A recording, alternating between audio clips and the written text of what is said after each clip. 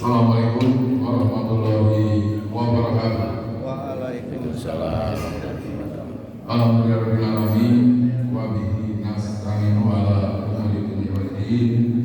Wassalatu wassalamu ala asyrafil anbiya'i wal mursalin sayyidina wa maulana Muhammadin wa ala alihi washabbihi. Pertama-tama adalah kita panjatkan puji syukur kehadirat Allah Subhanahu wa taala bahwa pada pagi hari ini kita masih diberi kenikmatan dan kesempatan oleh Allah Subhanahu wa taala sehingga berkumpul bersama di tempat yang mulia ini dalam rangka mengikuti kajian fikih pada setiap hari Ahad pekan yang ketiga. Pada hari ini Ahad tanggal 16 Ramadan 1445 Hijrah yang bertepatan tanggal 16 Maret 2025. Mudah-mudahan kajian fikih pada sholat subuh hari ini dapat meningkatkan keimanan kita di dalam beribadah. Insyaallah. Salawat dan salam semoga tercurahkan kepada junjungan kita Nabi Muhammad sallallahu alaihi wasallam beserta keluarga dan sahabat terbaik, dan mudah-mudahan sampai akhir kita selalu mati akhir zaman. Bapak Ibu jamaah muslimin yang masyarakat Nabi, ada beberapa informasi yang perlu saya sampaikan. Yang pertama itu perlu diketahui oleh para jamaah bahwa DKM 25 pada tanggal 12 Maret kemarin mendapat hibah atau wakaf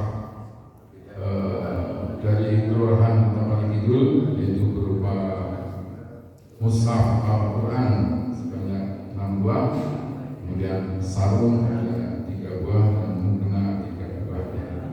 Saya mewakili jamaah muslimin mengucapkan jasa terima kasih dan maghfirah. Semoga Al-Quran sarung dan mukena bermanfaat bagi jamaah. Kemudian pada hari ini saya membagikan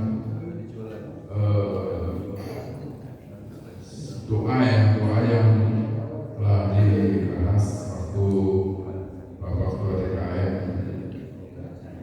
Ulun kalau tidak salah dari Sabtu apa ya, itu doa tentang kesembuhan dan kesehatan diri. Nah, nanti Bapak tinggal yang belum hafal, yang hafal itu tidak usah dihafalkan, jadi sering dibaca saja setiap pada sholat. Insya Allah nanti hafal dengan sendiri, tidak usah dihafalkan, jadi dibaca saja setiap pada sholat. Kalau sering gitu ya, yang lima pada sholat itu 3 kali, nanti otomatis sudah hafal dengan sendiri, tidak usah dihafalkan.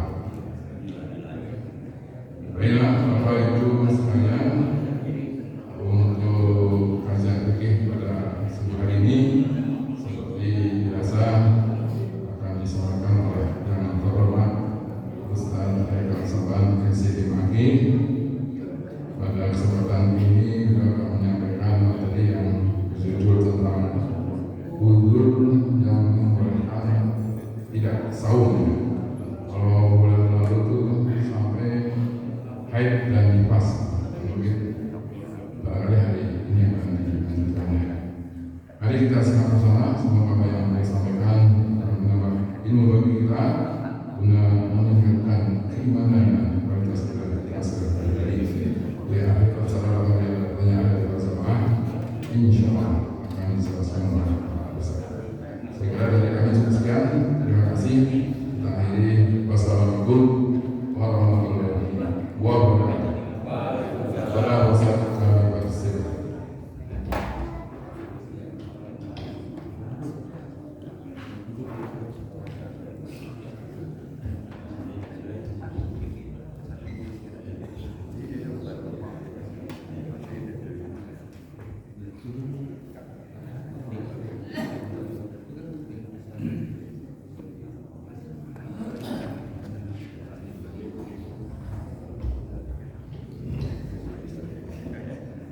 Bismillahirrahmanirrahim. Assalamualaikum warahmatullahi wabarakatuh.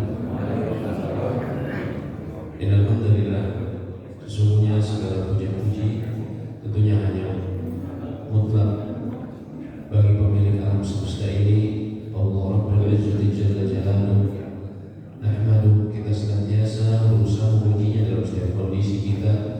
Wa nasta'inu, dan juga senantiasa berusaha memohon pertolongan dalam setiap ikhtiar kita dalam kehidupan. Wa nastaghfiruh, dan juga senantiasa memohon ampun dari dosa dan kesalahan yang kita sadari ataupun tidak kita sadari. Man yahdihillahu fala mudilla lahu. Barang siapa yang Allah berikan rezeki terbesar dalam kehidupan manusia yaitu hidayah, maka tidak ada yang bisa menyesatkannya. Wa may yudlil fala hadiya lahu. Dan barang siapa yang membiarkan seseorang berada dalam kerugian terbesar dalam kehidupan, dia dijauhkan dari cahaya hidayah, maka tidak ada yang bisa memberi petunjuk selain petunjuk Allah Subhanahu wa taala. Asyhadu an la ilaha illallah wahdahu la syarika lah. Saya bersaksi bahwa tidak ilah atau sesembahan yang berhak untuk diibadahi dengan benar selain Allah, tidak sekutu baginya. Wa Muhammadan abduhu wa rasuluh. Muhammad SAW adalah hamba dan utusannya. Allah berfirman, ya ayyuhalladzina amanu taqullaha haqqa tuqatih. Wahai orang-orang yang beriman, bertakwalah kalian kepada Allah dengan sebenar-benarnya takwa. Wa la tamutunna illa wa antum muslimun. Dan janganlah sampai kalian meninggal melainkan dalam keadaan berpegang teguh dengan agama Islam. Allah juga berfirman, ya ayyuhalladzina amanu taqullaha wa qulu qawlan sadida. Wahai orang-orang yang beriman, bertakwalah kalian kepada Allah dan berkatalah dengan perkataan yang hak. Karena dengan perkataan yang hak yuslih lakum a'malakum, Allah akan memperbaiki amal kalian. Wa yaghfir lakum dzunubakum, dan mengampuni dosa-dosa kalian. Wa may yuti'illaha wa rasulahu, barang siapa yang selalu berusaha taat kepada perintah Allah dan Rasulnya, faqad faza fawzan 'azima, dia sudah mendapatkan kemenangan yang agung, kesuksesan yang sejati. Amma ba'du, alhamdulillahirabbil alamin. Kembali kita bersyukur kepada Allah yang memberikan kita taufik bahwa di bulan yang mulia ini Allah memberikan kita kemudahan untuk duduk melakukan sebuah ibadah yang mulia, yaitu apa? Duduk dalam majelis ilmu. Orang menyangka bahwa duduk dalam majelis ilmu ini bukan ibadah, padahal bahkan yang para ulama katakan afdhalul hasanat, di antara sebaik-baiknya kebaikan.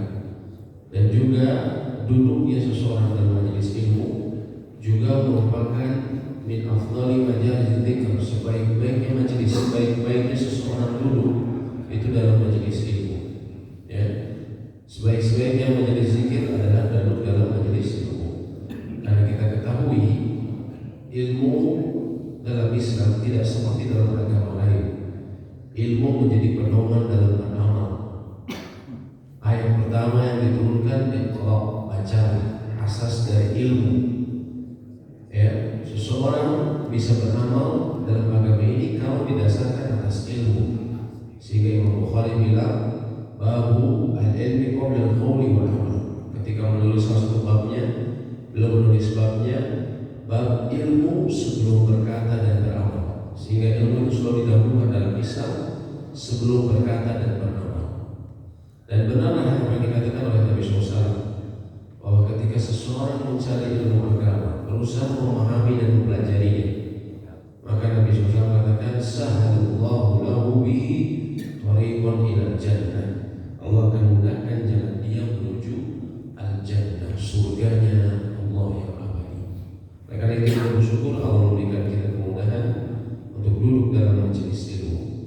Pada pagi ini, ya, insya Allah mungkin sebelumnya kita mempelajari mengenai tentang fikih saum, hanya saja belum selesai. Ya, mungkin nanti kalau ada pertanyaan silakan ditanyakan. Namun kemarin saya diminta membahas mengenai zakat, dan saya kira ya memang penting juga kita mempelajari masalah zakat ini karena ini salah satu ibadah agung yang banyak dilakukan oleh kaum muslimin, yang khususnya di bulan Ramadan. Namun perlu kita pahami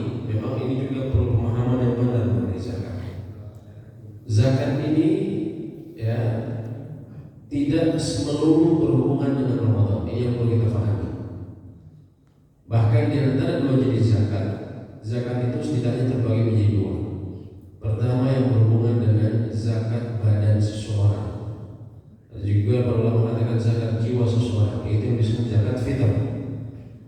Kalau apakah dia berhubungan dengan Ramadan? Sangat berhubungan dengan Ramadan. Tapi yang kedua, zakat mal sama sekali tidak ada hubungannya dengan Ramadan. Sama sekali tidak ada hubungannya dengan Ramadan. Tapi kita kaum muslimin banyak berbondong-bondong membayarkan zakat hartanya justru di bulan ini. Padahal zakat harta nanti akan kita ketahui berhubungan dengan nisab dan haul, khususnya harta. Nisab artinya batasan minimal bahwa harta kita kena zakat. Kalau sudah memenuhi persyaratannya dan kita memiliki selama 1 haul, 1 tahun, 12 bulan hijriah, maka kemudian dikeluarkan zakatnya. Dan haul seseorang saya yakin berbeda-beda, karena rezeki kita datangnya beda-beda. Ya, haul itu dihitung dari kapan dia sudah memenuhi nisab. Ya, sehingga ada orang yang dapat rezeki di bulan Ramadan, ya ada. Tapi ada juga yang di bulan Sya'ban, ada yang di bulan Rajab. Ya, hitungannya dalam bulan hijriah. Ada yang di bulan haji. Setiap orang kita ketahui rezekinya berbeda-beda. Tidak semuanya di bulan Ramadan. Mereka yang memang mencapai batas minimal dari harta yang wajib zakat, memang jatuhnya awal kali pertama bulan Ramadan, memang dihitungnya di bulan Ramadan lagi. Tapi kita kan berbeda-beda, ya. Sehingga artinya seharusnya kita membayarkannya di bulan yang berbeda. Ya. Kalau seseorang menunda-nunda sampai datang Ramadan dengan berharap pahala, justru dia salah. Dia bisa berdosa karena menunda-nunda kewajiban. Oleh karena itu penting sekali kita mempelajari mengenai zakat. Secara bahasa kita lihat, bahkan dari asli katanya zakat ini bermakna sangat positif. Artinya antara waziyadah, pertumbuhan dan pertambahan. Para ulama lain mengatakan juga maknanya adalah at-thaharah. Maknanya adalah at-thaharah atau bersuci atau pensucian. Makna zakat itu. Kita lihat maknanya luar biasa. Menambahkan, mengembangkan, juga mensucikan. Adapun secara istilah syar'i antara lain adalah hak yang wajib pada harta yang telah mencapai nisab tertentu, ya, bisa dibilang batas minimal tertentu, dengan syarat khusus untuk kelompok tertentu, Dan zakat secara fungsi utama antara lain disebutkan dalam At-Taubah ayat 103. Khudh min amwalihim shadaqah. Ambillah sedekah dari harta mereka. Sedekah yang dimaksud adalah sedekah yang disebut oleh ulama sedekah wajib, artinya zakat, sedekah wajib. Apa fungsinya? Tutahhiruhum wa tuzakkihim biha. Yang dengan zakat itu kamu membersihkan dan mensucikan jiwa mereka, Dan banyak sekali hikmah zakat. Antara menyebarnya kasih sayang, cinta kasih, solidaritas, ya, menghindari kecemburuan sosial kalau orang tetanggaan dengan orang yang kurang mampu. Seringkali terjadi kecemburuan sosial, tapi kalau dia memberikan zakat kepada mereka, akhirnya justru tumbuh kasih sayang dan loyalitas. Sudah bukan rahasia umum, mohon maaf, banyak komplek yang bertetanggaan dengan yang kurang mampu. Seringkali kalau tidak harmonis, biasanya kadang pencurian atau apa, itu justru apa tetangga-tetangganya yang mohon maaf misalnya di kampung yang mungkin kurang mampu. Bisa jadi karena tidak ada pemberian zakat kepada mereka sehingga menimbulkan kecemburuan sosial. Hukum zakat, jelas hukum zakat Allah sebutkan banyak sekali dalam ayat. Aqimus shalah wa atu zakat, dirikan salat dan tegakkan zakat. Dan Nabi SAW mengatakan dunia Islam al-khams, Islam itu dibangun atas 5 perkara. Pertama 2 kalimat syahadat, kedua sholat, yang ketiga ijari zakat, memberikan zakat. Sehingga kalau misalnya berbicara mengenai 5 hal ini yang kita ketahui sebagai rukun Islam, Ini fondasi dasar Islam. Fondasi dasar Islam. Bagaikan rumah, apabila fondasinya dicabut satu, maka bisa hancur rumah tersebut. Begitu pula Islam. Seseorang kalau dia tidak meyakini semua ini, 5 dasar ini satu paket, maka hancurlah keislaman seseorang. Artinya apa? Kalau seseorang mengatakan bahwa zakat itu tidak wajib, sekarang kan sudah bayar zakat terus, di kantor bayar zakat, kita makan bayar zakat, ya. Kemudian juga saya ada zakat pribadi dan seterusnya, ya. Terus dia bilang udah zakat mana wajib. Kalau dia bukan orang yang mendapat uzur, dia apa? Dapat pemaafan. Bisa jadi dia orang yang baru masuk Islam sehingga tidak paham, atau dia lemah akal, atau dia berada di pedalaman yang tidak ada ilmu di sana, tidak ada buku agama. Terus dia bilang zakat itu tidak wajib, ya. Maka ulama sepakat dia telah keluar dari Islam. Ya.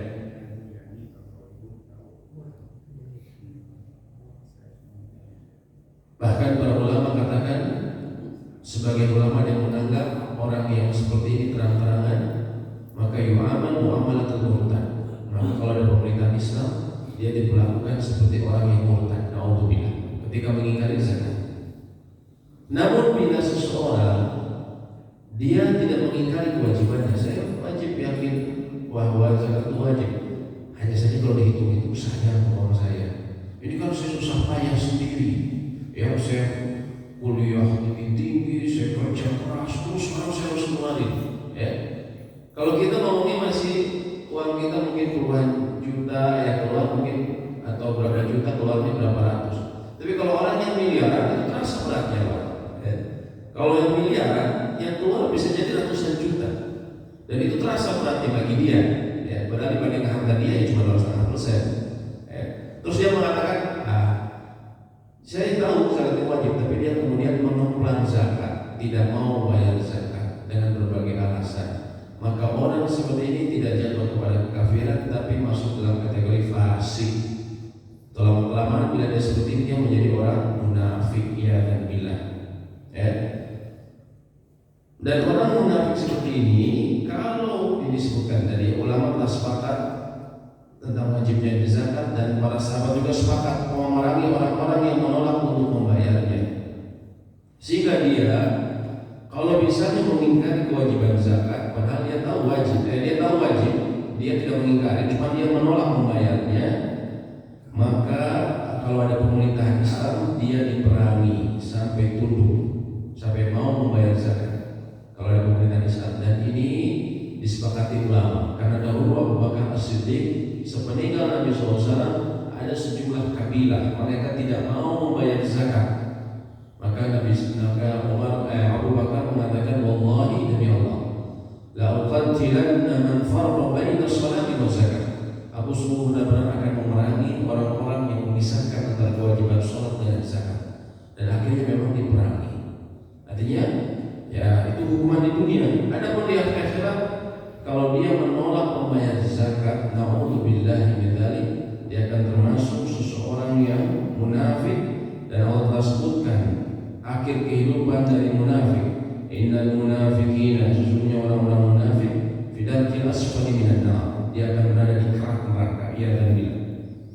Bahkan di padang mahsyar Nabi SAW sebutkan, ma min sahibi dhahabin wala fiddah, tidaklah pemilik emas dan perak, wala la yu'addi minha haqqaha, dia tidak menunaikan haknya atau kewajibannya dari emas dan perak tersebut, illa idza kana yaumul qiyamah sufihat lahu safaihu min narin, kecuali nanti pada hari kiamat akan dibuatkan lempengan dari api. Fa ummiya 'alaiha fi nari jahannam, kemudian lempengan ini kemudian dipanaskan di dalam neraka jahannam. Fa yuqwa biha janbuhu wa jabinuhu wa dhahruhu, kemudian akan disetrika dengan lempengan tersebut lambungnya, kening dan punggungnya, di seluruh tubuhnya akan dipres dengan lempengan yang terbuat dari api tersebut. Kullama baradat ruddat lahu fi yawmin kana miqdaruhu 50,000 sanah. Setiap kali mendingin lempengan tersebut, maka akan dipanaskan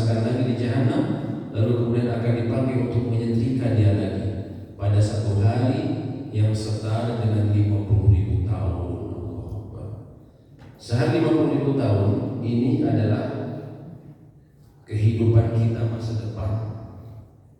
Apa ini? Ini adalah yang disebut Yaum Al-Mahsyar.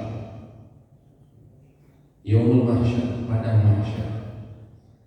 Padang mahsyar dari ayah kita yang pertama, Nabi Adam, sampai manusia terakhir yang lahir di muka bumi, kita akan dikumpulkan bersama jin dari awal diciptakan sampai akhir diciptakan dalam satu padang yang luas. Berapa lama dikumpulkan di sana? Dikumpulkan dalam keadaan, kata Nabi SAW, hufatan urada ghurla, dalam keadaan tidak beralas kaki, bertelanjang, dan juga tidak berkhitan. Kita semua, Pak. Ini salah satu akidah yang harus kita pahami. Kita akan seperti ini. Berapa lama di sana? Cuma 1 hari. Hanya saja masanya 1 hari itu berapa? Setara dengan khamsina al-fasana, setara dengan 50.000 tahun. Subhanallah. Dan ada orang-orang yang saat itu semua orang ketakutan. Kalau kita baca secara lengkap apa kejadian yang di padang mahsyar, matahari didekatkan 1 mil, orang ada yang tenggelam dengan keringatnya, orang ada yang berjalan dengan wajahnya sendiri. Nauzubillah.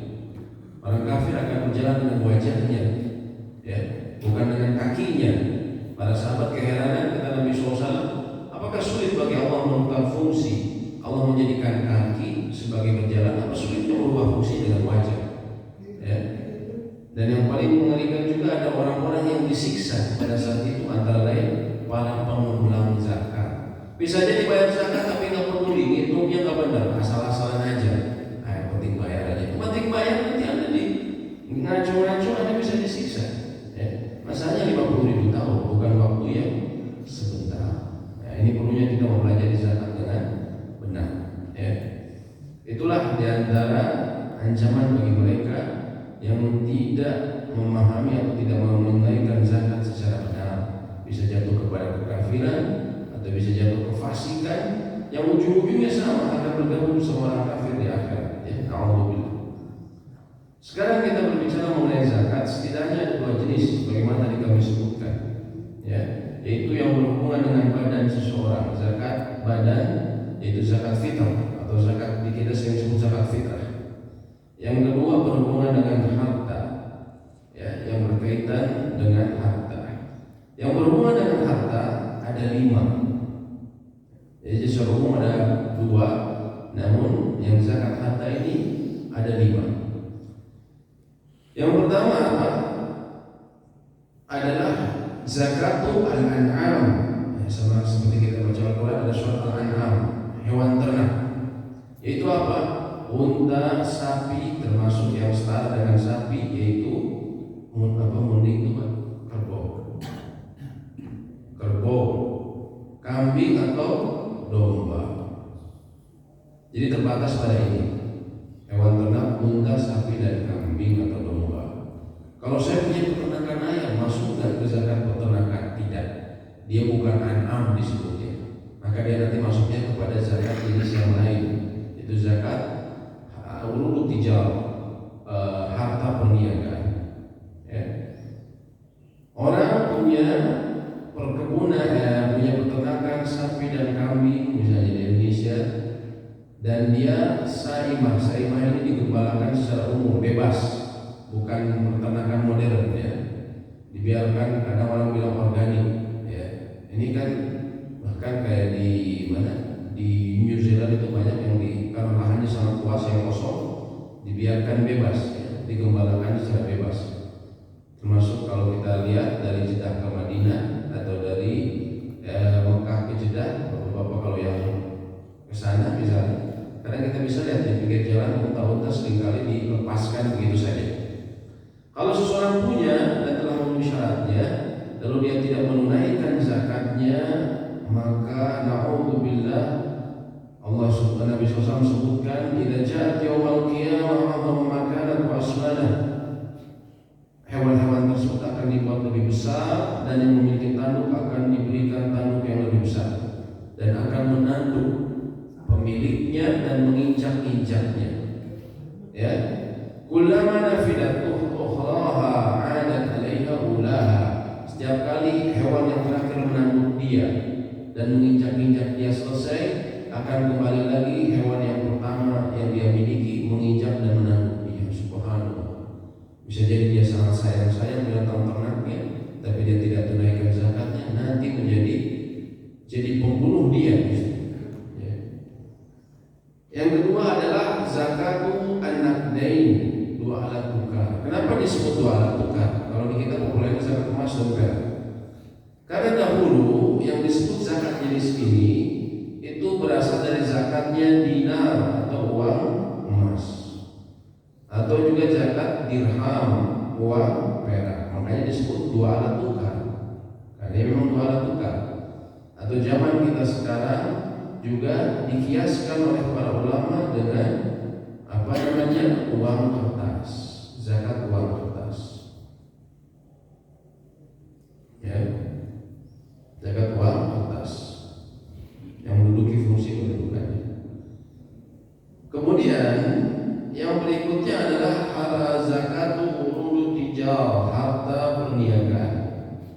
Yaitu kita jual beli barang yang kita siapkan untuk jual beli dengan tujuan agar meraih laba. Barang dagangan kita plus ditambah keuntungan, ya, plus ditambah kalau ada piutang, terus dikurangi utang jatuh tempo. Kalau sudah mencapai nisab dan dimiliki selama 1 tahun, maka dikeluarkan 2,55% zakat perniagaan. Jenis yang keempat adalah zakat zuru' wa thimar, biji-bijian dan buah-buahan. Tapi tidak semua biji-bijian dan buah-buahan yang dimaksud di sini. Yang dimaksud di sini adalah yang berhubungan sebagai makanan pokok, ya, dan bisa disimpan, ya, bisa disimpan. Kalau di kita apa? Di kita itu beras atau padi, ya, padi dan jagung yang mengeras, yang sudah mengeras, ya, bukan jagung fresh corn, ya. Sedangkan buah juga terbatas, yang bisa disimpan lama menjadi makanan pokok. Bagi sebagian orang Arab antara lain tamar, kurma atau kismis, ya.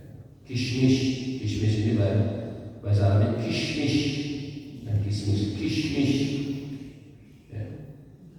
Kemudian, nah ini zakatnya tentunya ini dia nisabnya itu sekitar 655 wasak, sekitar 650 kg. Misalnya kalau padi gabah, kalau sudah sampai 650 kg, maka dikeluarkan zakatnya. Kalau ketika panen, tidak harus nunggu 1 tahun, tapi ketika panen, ya, dikeluarkan zakatnya. Kalau zakat kalau sawahnya tanah hujan, hanya mengambil air dari hujan atau irigasi yang gratis, dikeluarkan 10%. Kalau dia mau usahakan perairan sendiri tanpa mengandalkan hujan, maka 5%. Jadi tidak semua. Kalau saya punya ladang, misalnya saya juga punya sini buah-buahan apa, saya punya berapa hektar nih kebun apa, durian, durian musangking nih. Ini saya kena zakat yang ini enggak. Dia zakatnya bukan makanan pokok, karena sampai sekarang belum ada yang jadikan durian sebagai makanan pokok ya di Indonesia. Dia masuknya nanti zakat barang perdagangan. Yang kelima dari jenis zakat harta adalah zakat yang disebut al-ma'dan, al-ma'din, wal-rikas, barang tambang. Barang tambang yang dimaksud di sini, ya, yang didapatkan dengan mudah tanpa perlu ada pengeboran dan segala macam, ya, seperti emas, perak dan tembaga.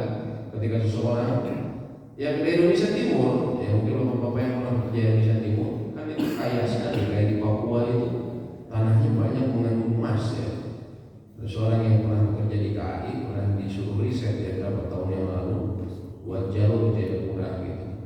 Dia ambil tanah-tanah di pinggir jalan, perintah dia bawa ke Indonesia, berapa yang tanah, terus dimasukin di lab. Oh subhanallah, ternyata emas, ya, tanah yang di pinggir jalan, ya, dia heran juga. Begitu pula di beberapa daerah Indonesia Timur lainnya, saya ketahui Ada yang rumah itu belakang halaman rumahnya kalau diolah ternyata ini mengandung emas, banyak mengandung emas seperti di beberapa daerah di beberapa Indonesia Timur ya. Nah itu ada zakatnya. Begitu pula rikas. Rikas ini adalah harta karun, barang timuran yang ditemukan dari harta penimbunan kaum terdahulu, kaum musyrik terdahulu.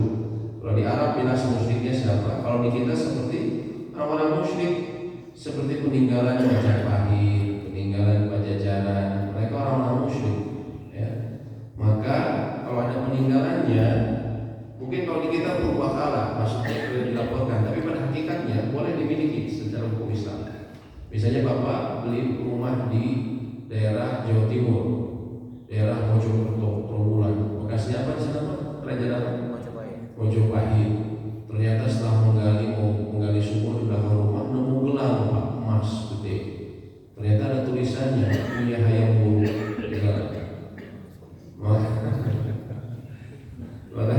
Maka ketika seperti itu boleh kan dimiliki secara hukum, boleh secara hukum agama boleh. Dan ketika Bapak dilelang, ini kan barangnya hayam buruk, saya lelang ke Hong Kong atau ke Singapura yang paling dekat ya. Ketika dilarang dapat 10 miliar, maka harus dikeluarkan zakatnya khumus 1/5, yaitu sekitar 20%. Ketika kita dapat uangnya langsung disampaikan. Itulah 5 jenis zakat mal, 5 jenis zakat harta. Kita akan bahas sedikit karena yang dekat dengan kita adalah zakat fitrah. Maka kita akan bahas mengenai zakat fitrah terlebih dahulu sebelum nanti kita bicara zakat mal. Zakat fitrah disebut zakat fitrah atau zakat fitrah. Di kita populer memang zakat fitrah karena katanya berhubungan dengan fitrah. Memang ada ulama yang mengatakan seperti itu, tapi populernya ulama mengatakan yang disebut zakat ini adalah zakat fitrah, berhubungan dengan kata fitrah. Makna aslinya fitrah. Fitrahnya apa? Sama seperti Idul Fitri. Idul Fitri. Fitrah ini maknanya secara bahasa artinya berbuka. Sebagaimana Bapak kalau buka bersama bilang apa ini? Iftar jama'i. Iftar artinya berbuka. Kenapa disebut berbuka? Karena ini berhubungan dengan selesainya seseorang berpuasa, berhenti dari puasa, mulai dia berbuka, maka disebut fitrah. Jadi ini disebutkan zakat yang disandarkan dengan waktunya, zakat yang dikeluarkan ketika selesai berpuasa, sehingga disebut zakat fitrah. Ya, ini makna asli yang disebutkan oleh ulama-ulama fikih. Ya, diwajibkan dengan sebab berakhirnya puasa, fitrah. Ya, berakhirnya puasa di bulan Ramadan. Dan ini tidak berkaitan dengan harta, tapi dengan tanggungan. Dalilnya apa wajibnya? Nabi SAW mengatakan, Fala Rasulullah Ibn Umar mengatakan, Fala Rasulullah SAW sedekah fitr min Ramadan su'an min tamrin wa su'an min sya'ir. Nabi SAW mewajibkan sedekah fitr atau zakat fitr. Jadi zakat itu kadang disebut sedekah juga, sedekah yang wajib. Satu sok dari kurma atau satu sok dari gandum. Atas siapa? Alal abdi wal hur, hamba ataupun orang yang merdeka. Wa dzakari wal untha, atas laki-laki dan wanita. As-shaghir wal kabir minal muslimin, anak kecil dan juga orang dewasa. Jadi ini berlaku umum. Dia lebih luas dibandingkan tentunya zakat mal. Ya. Kemudian dianjurkan untuk menaikkan zakat. Kita lewat di sini. Wajib membayar zakat fitrah untuk dirinya dan orang yang wajib dia nafkahi. Bila ada seorang kepala rumah tangga, maka selain untuk dirinya dia wajib membayar zakat untuk orang yang ditanggungnya, termasuk menurut jumhur adalah istrinya. Dan yang ditanggungnya anak-anak yang belum memiliki nafkah, yang belum bisa bekerja, maka apabila dia kemampuan, maka dia harus menunaikan. Bagaimana dengan kalau seorang memiliki budak? Budaknya juga adalah kewajiban majikannya. Kalau pembantu apakah sama? Tidak. Pembantu itu beda hukumnya sama budak. Kalau pembantu kalau memiliki kelebihan dia mengeluarkan sendiri. Tapi kalau pemiliknya, kalau majikannya ingin membayarkannya, maka itu bagian dari ihsan, bagian dari kebaikan. Zakat fitrah ini tidak wajib kecuali dengan dua syarat. Pertama muslim, yang kedua memiliki kadar lebih dari makanan pokoknya dan makanan pokok keluarga yang wajib dinafkahinya dan kebutuhan primer pada hari dan malam Idul Fitri. Artinya batasan seseorang mengeluarkan zakat zakat fitrah ini wajibnya adalah bagi siapa? Orang yang dia memiliki kelaparan harta berupa makanan dan kebutuhan primer lainnya seperti untuk beli air galon ataupun mungkin ada ongkos yang harus dia nanti saya harus bepergian ini nanti pada malam atau hari lebaran dia sudah pegang cukup untuk apa? Untuk dia dan orang yang ditanggungnya. Ada istrinya, terus kemudian ada anaknya misalnya yang masih kecil, ada 4 orang misalnya. Itu cukup untuk apa? Ukuran 1 hari saja. Ukuran 1 hari saja. Kalau ternyata ini saya kira-kira udah cukup untuk 2 hari dimakan, maka pada saat itu sudah wajib dia mengeluarkan zakat. Sudah wajib mengeluarkan zakat. Ya, kalau dia bisa cukup untuk apa? Perkiraan untuk malam dan hari lebaran. Kita ingat tanggal dalam tahun Hijriah yang dipakai dalam penanggalan Islam itu selalu dimulai dari pada maghrib. Jadi kalau dalam Islam itu mulai itu 1 hari, 1 tanggal itu mulainya dari apa? Dari malam dulu. Malam. Makanya kita orang Indonesia bilang Kamis malam itu apa? Malam Jumat. Dan itu penamaan yang benar. Kenapa? Karena memang malam di Kamis malam yang kita sebut Kamis malam itu memang malamnya milik hari Jumat. Karena dalam Islam itu atau penanggalan Hijriah yang dimulai itu 1 tanggal itu dari malamnya. Malam dulu baru siangnya. Ya, bukan kayak penanggalan Gregorian mulai dari pukul 00 1 hari. Kalau dalam Islam itu daripada maghrib. Ya. Maka seseorang memiliki untuk malam harinya sampai besoknya makanan untuk dia dan orang yang ditanggungnya, saat itu wajib mengeluarkan zakat. Saya punya untuk 2 hari, ya sudah berarti wajib. Nah di sini kita lihat batasannya rendah sekali sebenarnya. Batasannya rendah sekali. Ya. Dan dia wajib untuk dirinya dan orang yang ditanggungnya. Kalau saya cukupnya cuma ngebayar zakatnya buat diri saya dan istri saya sendiri. Anak saya nggak mampu nih saya. Ya tidak mengapa. Anda saja keluarkan dan istri Anda. Kalau dengan diri Anda juga tidak cukup, atas nama Anda saja. Ya. Minimal Anda sudah mengeluarkan untuk karena Anda kelebihan. Kalau misalnya di siang sampai besok ya, atau baru dia punya hartanya baru hari kedua. Karena banyak orang yang memberikan zakat ke saya akhirnya terkumpul di hari kedua. Apakah saya wajib? Jawabannya tidak. Karena yang diperhitungkan itu ketika malam dan hari lebaran saja. Kalau dia punya maka dikeluarkan, kalau tidak ya sudah. Ya. Zakat diantara zakat fitr diantara hikmahnya adalah menyucikan seorang berpuasa dari perbuatan sia-sia dan perkataan keji. Nabi SAW katakan, "Farad Rasulullah SAW," kata Ibnu Abbas, zakat al-fitr. Nabi SAW itu mewajibkan zakat fitr. Fungsinya apa? Tuhratan lis-shaim min al-lagwi wal rafath. Membersihkan orang yang berpuasa dari lagwi, dari perbuatan sia-sia. Di Ramadan ini kita banyak sekali perbuatan sia-sia. Seperti apa? Ngabuburit itu perbuatan sia-sia. Membunuh waktu, ceritanya kan gitu supaya nggak terasa. Oke lah kalau dia anak yang baru belajar puasa 7 tahun, 8 tahun. Tapi kalau sudah dia balik, apalagi kalau sudah tua, ya, terus dia ngabuburit keliling-keliling ngabisin waktu, itu perbuatan sia-sia. Bulan Ramadan itu ayam ma'dudat, hari-hari yang berbilang, hari-hari yang sedikit namun sangat berharga. Ya. Yang harusnya kita padatkan dengan ibadah, minimal seseorang berzikir. Ketika kita terdapat kelalaian, maka di antara yang membersihkan adalah zakat fitr. Begitu pula rafas. Rafas ini maknanya antara lain kalau di bahasa kita mengeluarkan antara kata-kata yang kotor atau jorang orang kita ya. Kata orang Sunda jorang. Ini rafas ya. Juga fungsinya tuqmatan lil masakin, memberi makan bagi orang yang miskin. Sebagian ulama mengatakan zakat fitr ini seperti sujud sahwi fungsinya dalam sholat. Misalnya kita ada kekurangan dalam sholat, maka ditutup dengan sujud sahwi. Begitu pula dengan puasa. Ini kekurangan-kekurangan kita tutup dengan antara lain dengan zakat fitrah. Dan juga menunjukkan syukur kita atas nikmat Allah yang menyempurnakan puasa Ramadan, yang bisa buat kita memiliki kekuatan sholat malam, yang bisa menguatkan tubuh kita ketika Ramadan. Itu kan semua proyek, Pak, proyek abadi. Kita aja bersyukur, Pak, kalau kita disuplai, ini ada kerjaan nih, proyek nih, berapa nih, untungnya berapa miliar, mau kamu? Ya, mau Pak.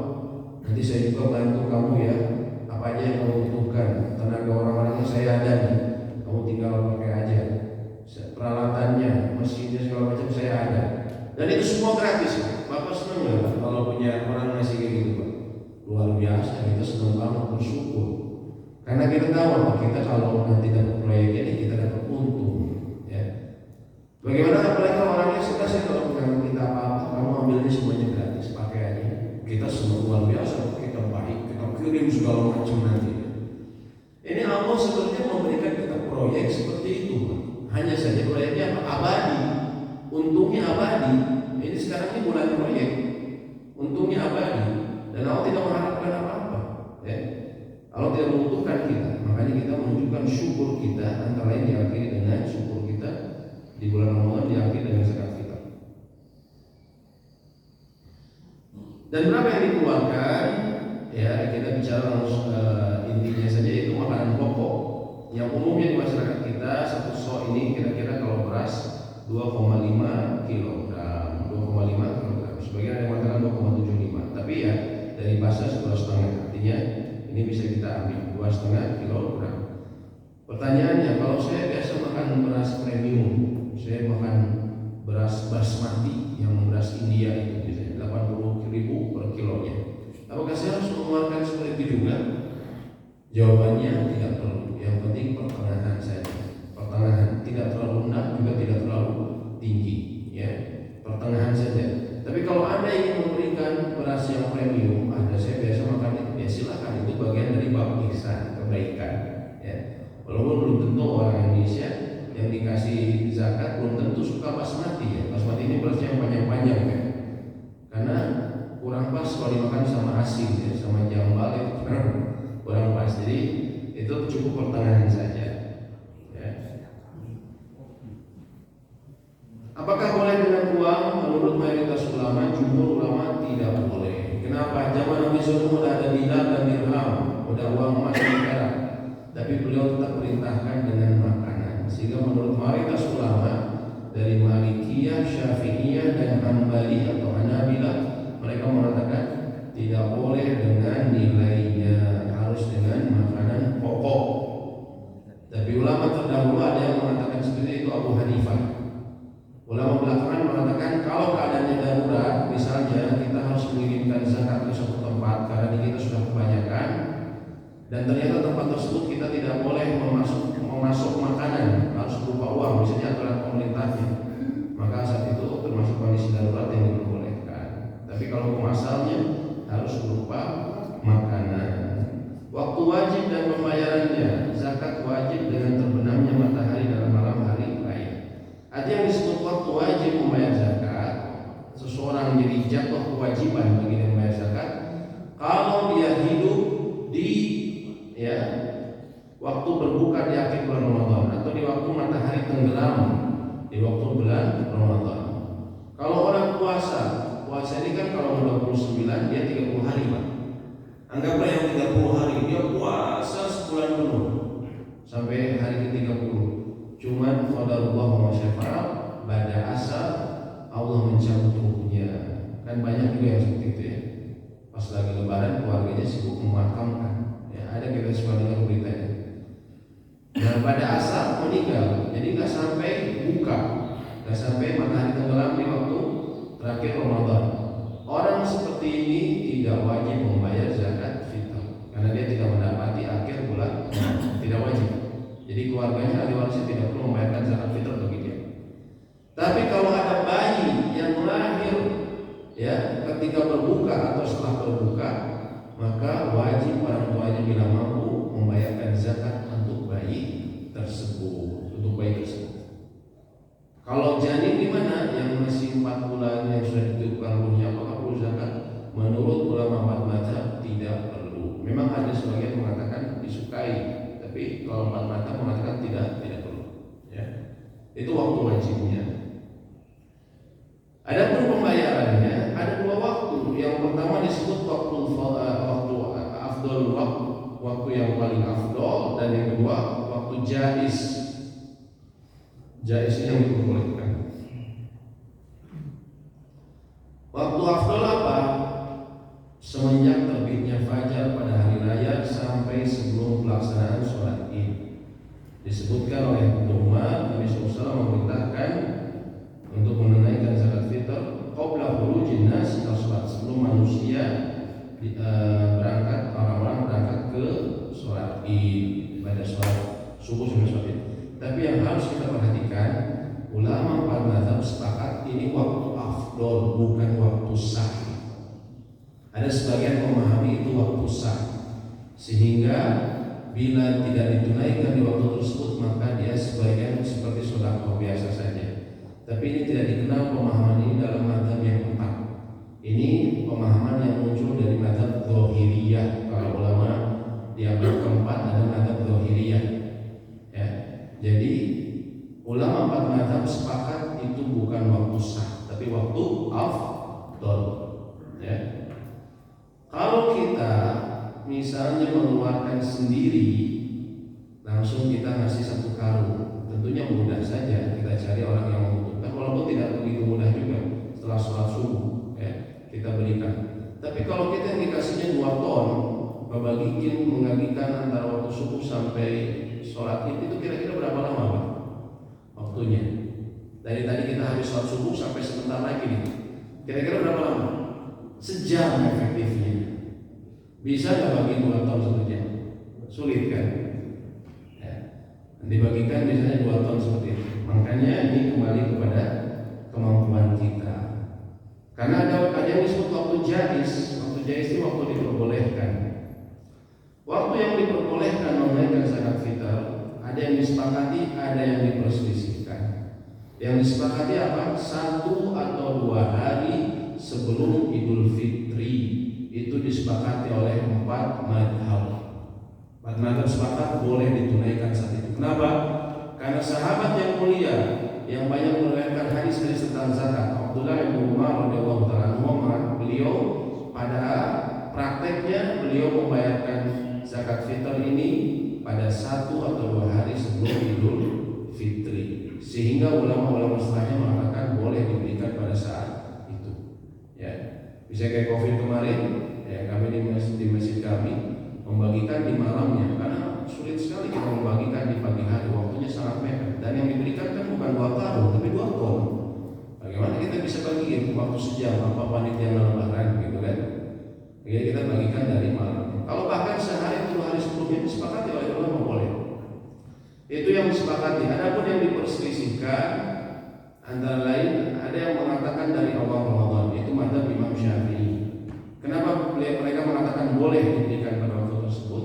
Karena dalam mazhab Imam Syafi'i, zakat fitr ini berhubungan dengan 2 hal, berhubungan dengan saum dan berhubungan dengan al-fitr, berhubungan dengan berbuka, dengan selesainya saum. Salah satu dari 2 faktor ini sudah ada, maka sudah boleh diberikan zakat. Jadi sehingga seseorang kalau sudah saum 1 hari, dia diperbolehkan membayar zakat fitr. Dan yang terakhir difatwakan oleh MUI ya ketika COVID kemarin, boleh memberikan zakat fitr dari awal Ramadan. Dan ini pendapat yang diakui dalam mazhab Syafi'i, yang kita hormati. Namun kalau yang tidak diperselisihkan adalah 1 atau 2 hari sebelum Idul Fitri. Ya. Bagaimana kalau dibayarkan sesudah sholat Id? Ya, di sini penulis kita sebenarnya ada 2 pendapat dalam masalah ini. Penulis kita mengambil satu pendapat dalam mazhab Dzahiriyah, antara lain tidak boleh menunda sesudah sholat Id, karena bila menundanya ia seperti sedekah biasa dan pelakunya berdosa karena menunda. Jadi dianggapnya dia ketika menunaikan sholat Id dianggap tidak memberikan zakat fitr. Ini pendapat yang pertama sebenarnya. Pendapat yang kedua disebutkan oleh jumhur mayoritas ulama. Mereka mengatakan kalau bicara sah, apakah boleh setelah sholat id? Mereka mengatakan sah, hanya saja dia pahalanya tidak setara dengan sebelumnya. Tapi kan ini ada hadisnya. Nabi SAW bilang, man addaha ba'da sholat, barang siapa memberikannya setelah sholat, fahiya shadaqah minas shadaqah, dia dianggap sedekah dari sedekah biasa. Hadisnya riwayat Abu Dawud. Betul, tapi jumhur ulama, mayoritas ulama, mereka mengambil pendapat dalam hadis Bukhari. Dalam hadis Bukhari ada sahabat namanya Abu Sa'id Al-Khudri. Beliau mengatakan, kunna, kami dahulu, nukhriju yaumal fitr, kami mengeluarkan pada hari fitr. Yaum disebutnya yaum al-fitr.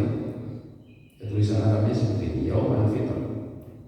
Pada hari fitr, so'an min to'amin, satu sok dari makanan. Maksudnya apa yang ditunaikan zakat fitr? Nah di sini Abu Sa'id Al-Khudri mengatakan yaum fitr. Namanya yaum itu dalam bahasa Arab dari terbitnya fajar sampai maghrib. Artinya di sini di zaman sahabat ada juga yang mengeluarkan yaum al-fitr pada hari fitr. Sehingga jumhur mengatakan boleh seseorang mengeluarkan di waktu tersebut, hanya saja berdasarkan hadis yang kedua dia dianggap sedekah, pahalanya berkurang, tapi tetap dianggap sebagai zakat fitr. Bukan dianggap sebagai sedekah biasa, cuma dianggap sebagai zakat fitr. Difahaminya secara makna bahasa seperti itu. Hanya saja dia pahalanya berkurang. Akhirnya kapan menurut jumhur? Sampai maghrib, menjelang maghrib di hari Id. Kalau dia bayar setelah itu maka dia berdosa dan dia dianggap tapi tetap harus membayar. Itu istilahnya sebagai qadha. Seperti kita sholat subuh jam 8, jam 9. Apakah tetap harus dilakukan? Harus tetap. Kalau kita berakal dan dewasa, ya, atau balik, harus tetap dilakukan. Cuman kita judulnya mengqadha dan kita berdosa. Ya, sama seperti itu. Ya. Jadi batasannya kalau menurut jumhur pada sebelum qabla maghrib di hari Id. Tapi kalau setelah sholat dia tadi mengurangi pahalanya. Ya. Itu mengenai zakat fitr. Ya, Allah a'lam, pembahasan zakat ini masih banyak, terutama yang penting mengenai zakat uang kita, harta kita, karena banyak orang yang salah di sini. Ya, banyak dari kita yang sama sekali bahkan awam. Hati-hati, Pak. Ini akan mempengaruhi keberkahan harta kita.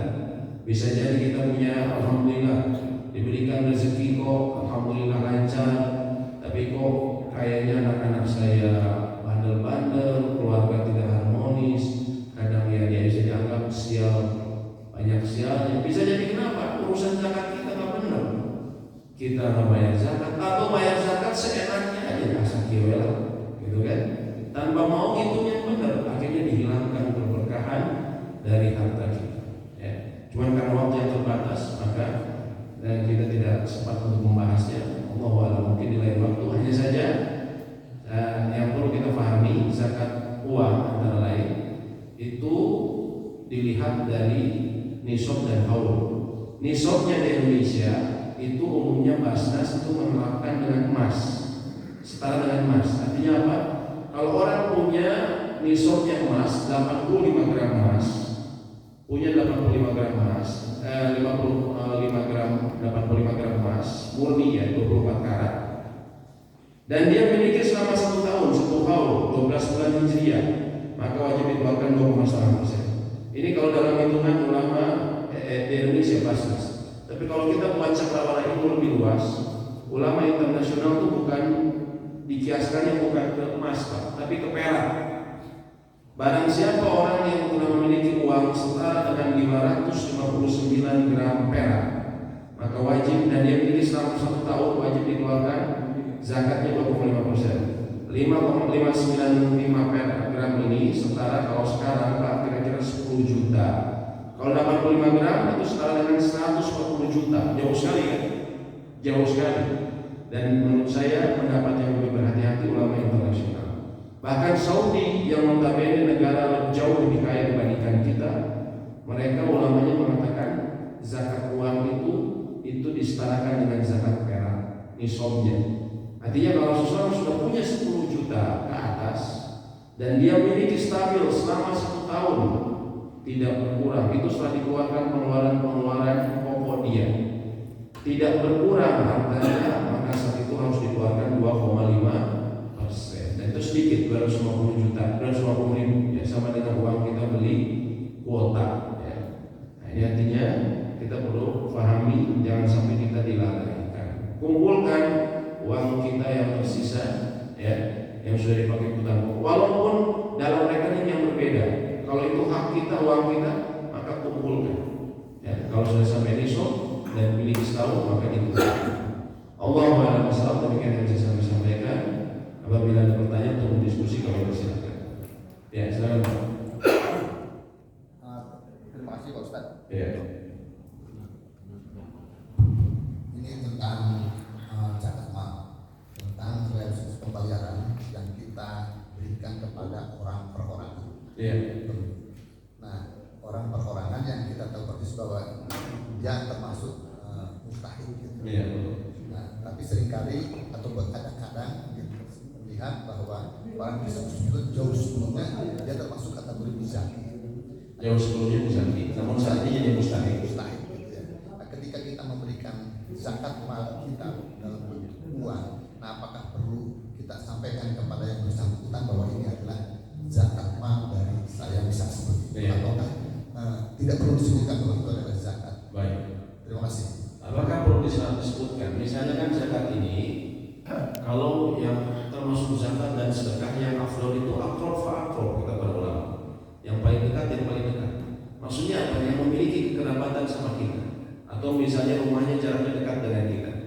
Selama dia bukan pihak yang wajib dinafkahi sama kita. Yang wajib dinafkahi sebenarnya orang tua. Tidak boleh zakat ke mereka. Kalau mereka kesulitan, wajib kita membantunya. Begitu pula yang memiliki hubungan waris sama kita, anak kita, itu boleh nggak zakat ke anak? Nggak boleh. Kalau dia memiliki kesulitan, kita bantu. Tidak ini. Nah, anggaplah kita kemudian menunaikan zakat tersebut.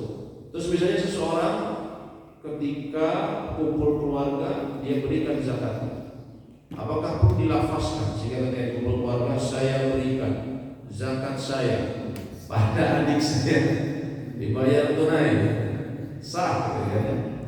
Apakah perlu? Jawabannya tidak. Tidak disyaratkan untuk melafazkan ya serah terima ijab qabul. Ijab qabul ini hukumnya mustahab, disukai, tapi tidak harus syarat harus diucapkan. Kenapa? Kata para ulama, yaitu bisa menyakiti si penerimanya. Terus saya bikin bisa dari kumpul keluarga zakat dari saya. Ya, atau misalnya anggaplah tidak kumpul keluarga tapi yang bertemu antara dua orang, terus kita bilang ini zakatnya saya, itu kan kita merasa ini ya jadi downgrade ceritanya. Nah, itu tidak disyaratkan. Jadi yang penting niat Pak. Yang memisahkan semuanya itu dengan niat. Bapak masih sedekah atau tujuh zakat, walaupun nilainya sama, itu niat yang membedakan. Ya, dan Allah Maha mengetahui hati kita. Seperti itu ya. Allah a'lam bishawab. Ya. Silakan bila ada yang tanya lagi. Ya, silakan. Ya, Bang. Oh iya. Ya. Betul dong. Bagaimana kalau seseorang menjual kendaraan atau rumah, tapi kasarnya bukan di bidang itu, jadi jual kendaraan itu bukan jual beli, terus jual rumah juga bukan jual beli, tapi dia jual untuk beli rumah, ya mengganti rumah atau mengganti kendaraan. Apakah kena zakat? Kalau mengenal setahunnya itu wajar. Tapi kalau setelah transaksi langsung mengeluarkan zakat, apakah harus demikian? Allahu a'lam bishawab. Saya sering mendapatkan beberapa orang seperti itu ketika beli kendaraan, beli rumah langsung atau menjual langsung dikeluarkan zakatnya. Tapi kami tidak mengetahui ada dasarnya seperti itu. Ya, tidak ada yang bisa kami ketahui.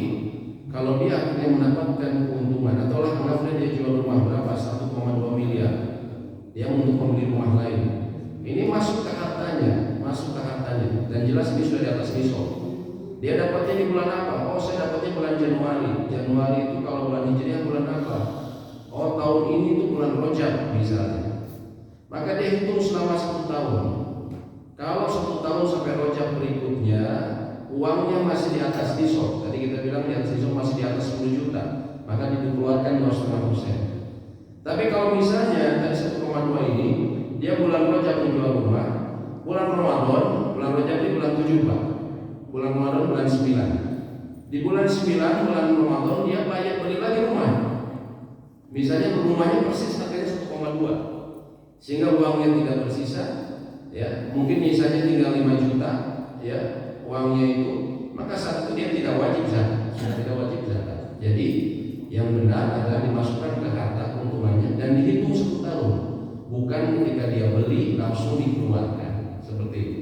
Ya. Allahu a'lam seperti itu, ya, seperti itu Pak. Ya, silakan bertanya Ustaz. Ya. Ini mengenai zakat mal ya. Jadi kan ada zakat dari alat tukar. Ya. Kalau dikatakan emas itu 85 gram ya, nisabnya. Ya.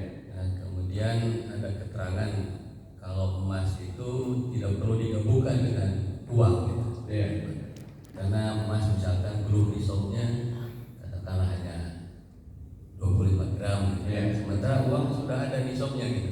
Tadi 140 juta. Apakah betul itu tidak bisa digabungkan atau tidak usah digabungkan?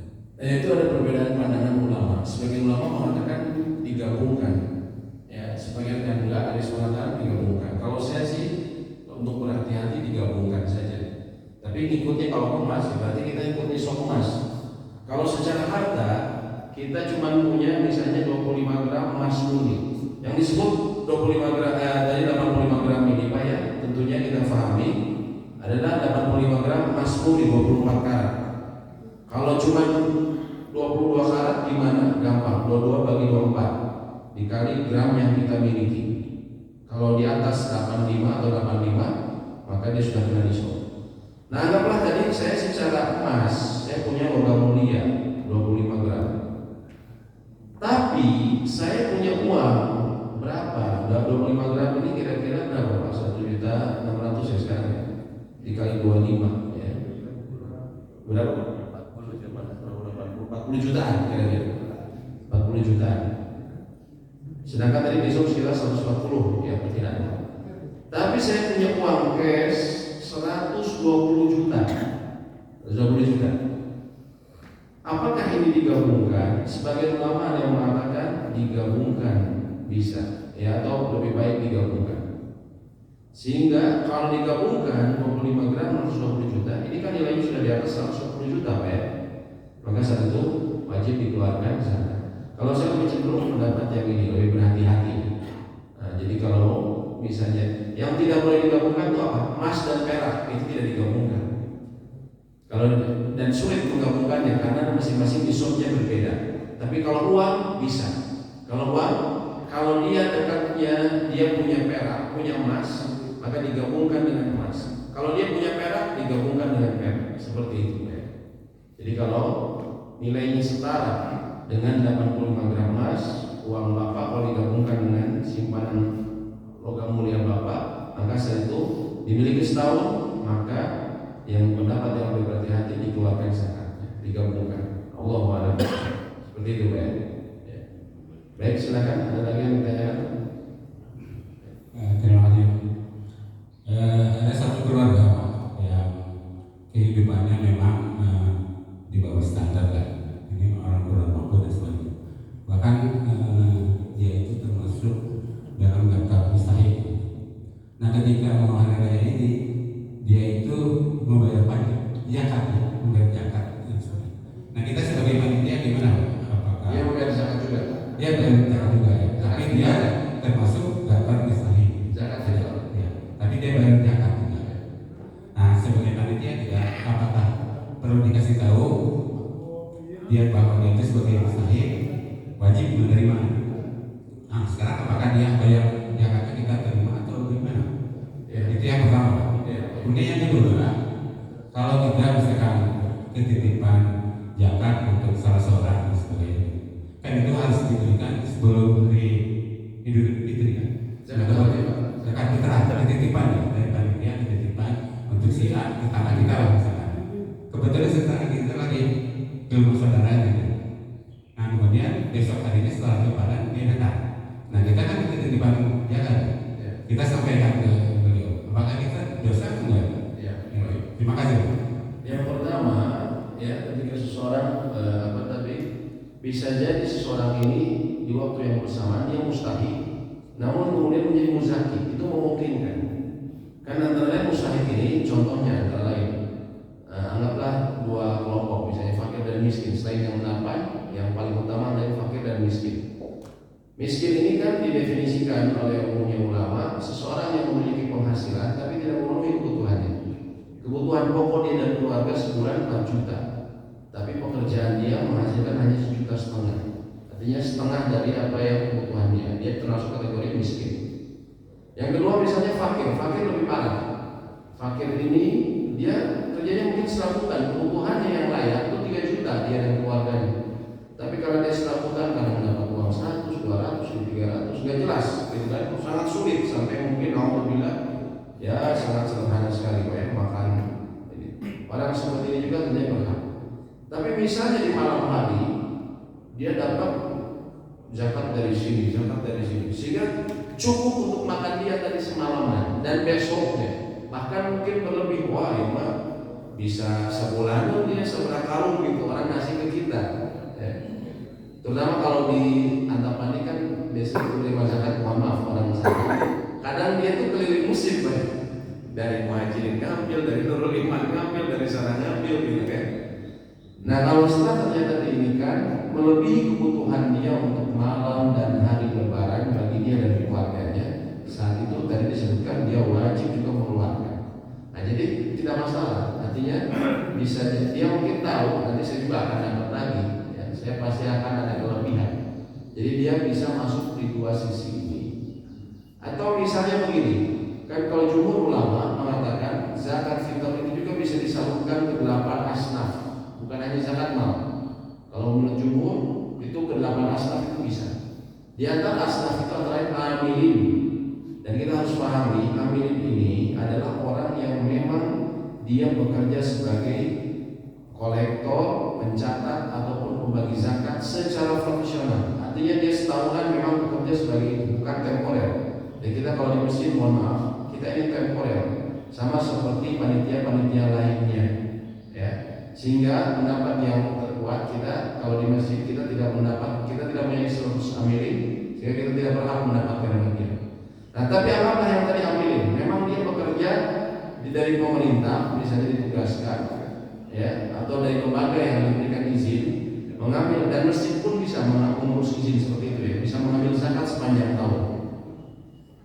Dia walaupun kaya, dia boleh mendapatkan zakat kalau statusnya amilin, Pak. Nah, jadi dalam arti orang yang mustahik itu di saat yang bersamaan dia itu bisa menjadi muzaki, khususnya dalam zakat fitrah. Itu sangat memungkinkan, ya. Yang kedua, kalau saya dititipi zakat untuk tetangga saya kemudian pulang, ya, kampung dan dia baru kembali hari lebaran. Kalau seperti itu apa? Ya kita disebutnya kita perwakilan. Bisa jadi terutama ketika kita sudah mengabarkan ini ada zakat nih, diambil, ini pula di bapak Pak. Oke, saya hari kedua aja saya datang. Apakah saat itu kita berdosa tidak menyalurkan? Tidak, karena dia sudah mewakilkan kepada kita. Jadi statusnya sudah dianggap menerima, hanya saja kita diwakilkan oleh dia untuk disimpan dulu. Seperti itu yang Allah malam yang kami lihat seperti itu. Allah malam bersama. Silakan, ada lagi yang ditanyakan Pak sebelum saya tutup. Ya. Baik, bila tidak ada demikian sekarang. Ya, masih ada 2 berarti. Silakan.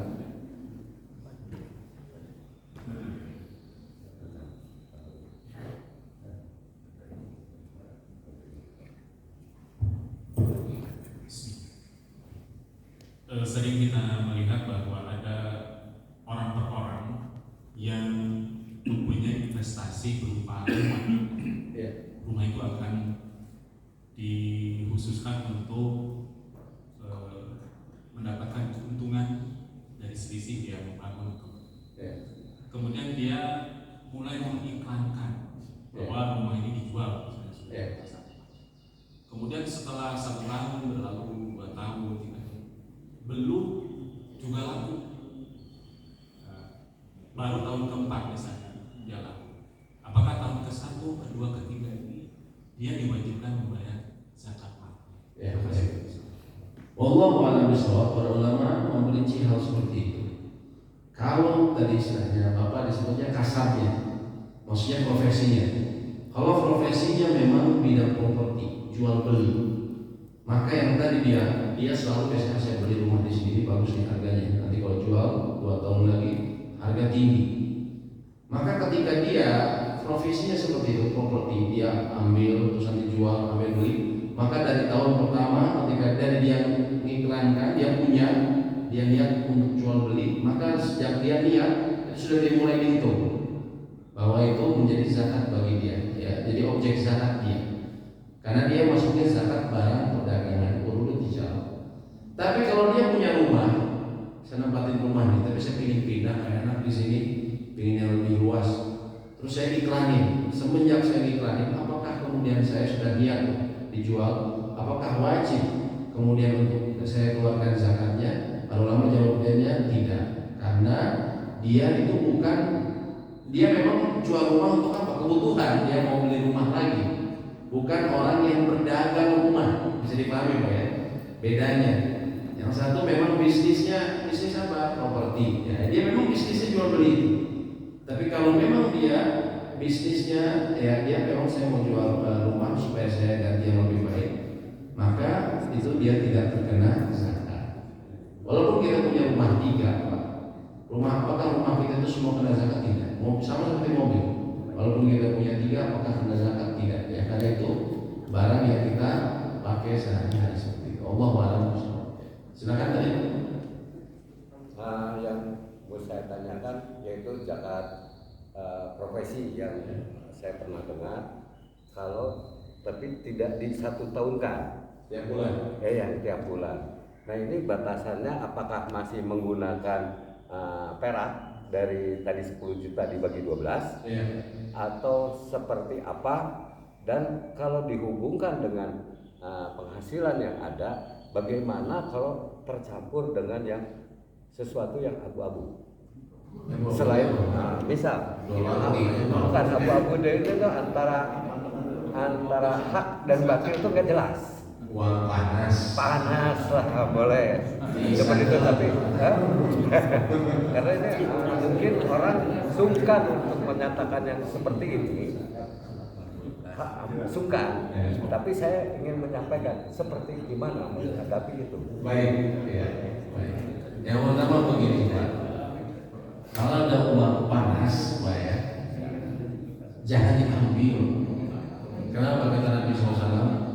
Tidaklah ada sesuatu yang haram dimakan oleh seorang hamba. Boleh saya kan? Iya. Misal Nggak panas amat ya. sebutnya abu-abu. Seorang bekerja melebihi jam waktu harusnya dibayar. Ya. Keputusan dari pemberi kerja nggak ada. Ketika terlambat dipotong, walaupun 1 menit setengah hari misal. Ya. Dan kalau ada terjadi kekurangan hantam barang, misal kayak di Alfa misalkan 3%, kalau ini nggak ada 3%, 1% atau 0% sikat. Maksudnya apa Pak? Dan tanggung jawab Denda, maksudnya denda. berarti mengganti barang yang dimiliki oleh perusahaan. Yang dimiliki perusahaan. Misalkan ada kehilangan, ada apa gitu ya. Ya. Terus kalau dia misalkan lembur itu nggak dibayar, atau misalkan dia datang terlambat dia potong, pokoknya posisinya lebih mengenakan kepada pemberi kerja. Ya. Nah, dan seandainya di sini ada suatu barang lebih, kan bingung juga. Lebih itu kan nggak mungkin barang itu beranak, diserahkan ya pasti diambil sama perusahaan. Pokoknya lebih memfresh kepada pemberi daripada pekerja kepada pemberi kerja mungkin ya. Tidak berjiwa adil, tidak mendapatkan sesuatu pada tempat. Itu bagaimana yang dimaksudkan abu-abu seperti itu. Ya, baik, intinya kalau dia tidak mengetahui hukumnya secara pasti, itu dimaksud barang syubhat ya. Di sini ada syubhat. Maka lebih baik ditinggalkan barang syubhat ini. Lebih baik ditinggalkan saja, karena kita khawatir itu masuk ke dalam larangan Allah. Khawatir seperti itu.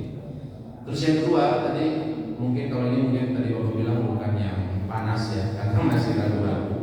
tinggalkan saja. Ada pun uang panas ya, ini tentunya buat peringatan kita semua. Lebih baik kalau uang panas ini ya, karena uang haram misalnya kita dapat dari apa? Kita disogok sama orang. Karena kita misalnya saya jadi kepala bidang dalam bidang ini, saya dapat sogokan.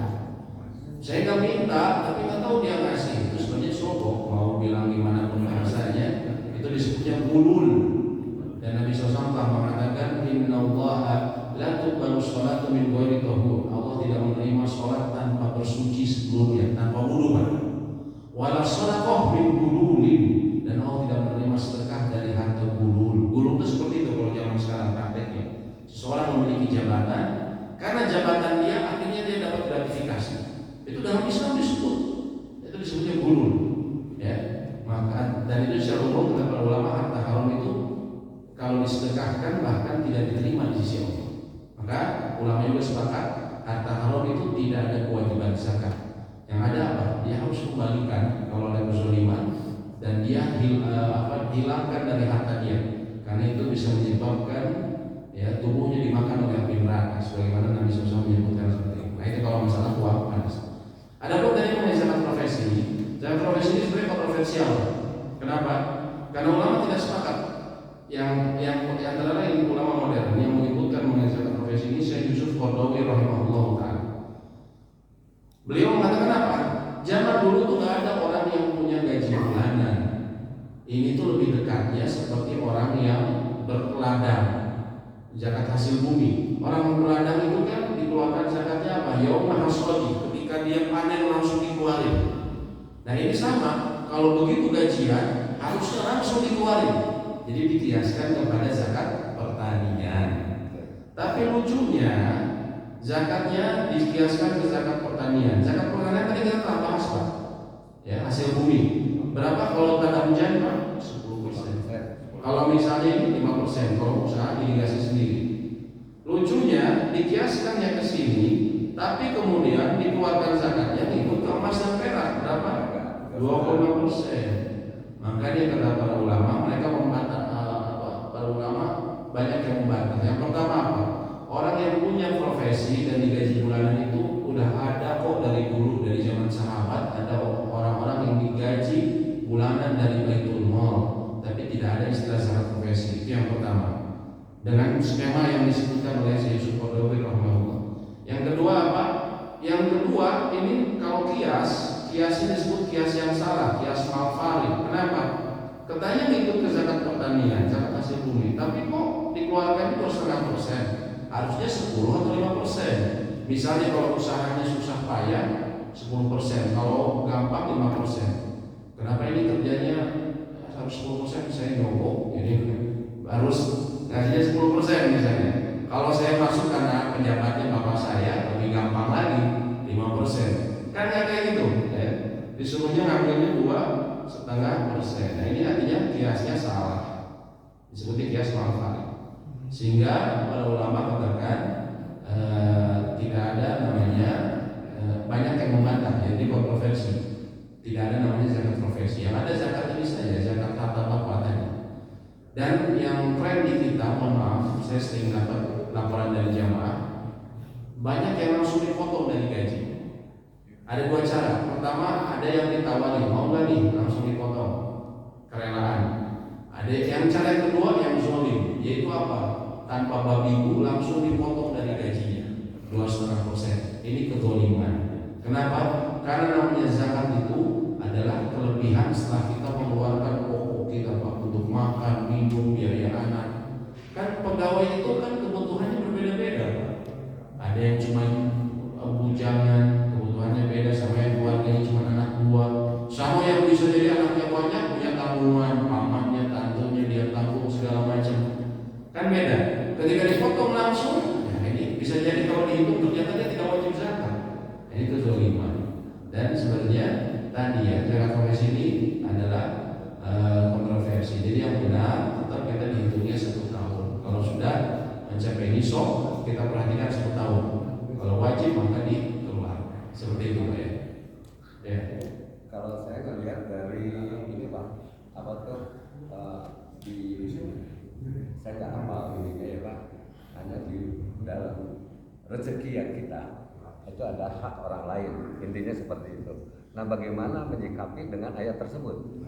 Tidak mungkin Islam itu tidak adil dan tidak memperhatikan kaum muslimin, masyarakat yang susah, mungkin. Cuma agama ini taufikiyah berdasarkan petunjuk wahyu. Kalau bapak mau memberikan setiap bulan itu tidak wajib, hukumnya sedekah.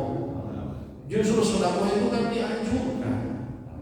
Justru dianjurkan kita untuk banyak memberikan sedekah. Tapi Islam, Allah Maha Adil. Allah tidak mewajibkan itu. Mewajibkannya hanya kalau setiap tahun, ya, tidak diwajibkan setiap bulan. Tapi kalau kita mau, sudah banyak sekali ayat-ayat dan juga hadis-hadis yang mendorong mengenai sedekah. Nah, jadi tidak bertentangan sama sekali. Ya. Kenapa di Indonesia sangat populer? Hampir semua lembaga zakat ada zakat profesinya. Saya tanya kenapa? Tapi padahal kalau zakat mal dihitungnya ke emas lebih tinggi. Ya. Tapi zakat profesi kok justru di setiap lembaga ada. Kenapa? Karena itu menjanjikan pemasukan bulanan yang menarik bagi lembaga zakat. Karena di kita lembaga zakat itu, mohon maaf, itu banyak memahami kami itu berhak mendapatkan 1/8. Kalau yang memberikan zakat itu semakin banyak, berarti bagian kami lebih banyak. Padahal kata para ulama, orang yang bertugas memberikan zakat, amilin, itu bukan persis 1/8, tapi apa? Dia mendapatkan sesuai dengan kadar pekerjaannya. Kalau umumnya orang bekerja dengan begini, mau collecting atau pekerjaan administrasi, gajinya umumnya maksimal 10 juta sebulan. Ya sudah segitu. Bukan karena sekarang bagian pendapatan mereka lebih besar, kemudian jadi lebih besar juga gajinya. Nah di sini kenapa pada semangat? Ya karena di kita, mohon maaf ya, lembaga zakat itu banyak ya, dia menganggap seperti itu. Semakin kita gede, revenue kita, keuntungan kita bakalan lebih gede. Makanya semangat digenjot. Kalau tiap bulan kan pemasukan tiap bulan lebih jelas, makanya dipromosikan terus. Padahal itu zakat yang kontroversial. Ya, kenyataannya seperti itu. Ya. Negeri kita kan banyak dongeng ya, makanya banyak ceritanya. Allah Maha Besar, demikian yang saya sampaikan. Semoga memberikan manfaat dan semoga Allah memberikan kita taufik untuk beramal soleh, terutama di 10 hari terakhir. Ya, jangan kita disibukkan sama dunia, Pak. Jangan tertipu. Bisa kita ada malam Lailatul Qadar yang kita harapkan bisa dapatkan. Bapak sujud di malam itu lebih baik daripada orang sujud 83 tahun 4 bulan, 1000 bulan. 83 tahun 4 tahun, 83 tahun 4 bulan. Lebih baik daripada 1000 bulan. Ini bisa jadi kesempatan terakhir kita. Jangan disibukkan dunia. Kalau memungkinkan untuk bisa itikaf. Kalau tidak bisa minimal tiap malam. Kalau tidak tiap malam minimal ganjil. Tapi kalau bisa tiap malam, ya tiap malam kita ke masjid, ya menjelang sampai subuh kita beribadah. Bisa jadi ini kesempatan terakhir kita, maka kita pergunakan sebaik-baiknya. Allahu a'lam bishawab. Allahumma anfa'na bima 'allamtana wa 'allimna ma yanfa'una wa zidna 'ilma. Rabbana atina fid dunya hasanah wa fil akhirati hasanah wa qina adzabannar. Subhanakallahumma wa bihamdika asyhadu an la ilaha illa anta astaghfiruka wa atubu ilaik.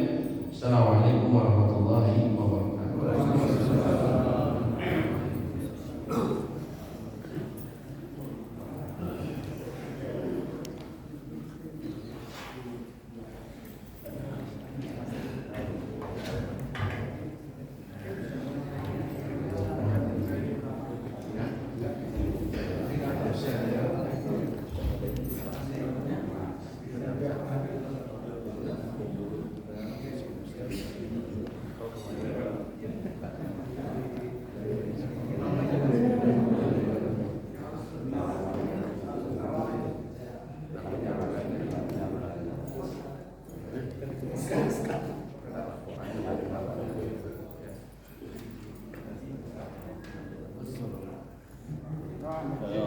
Geser.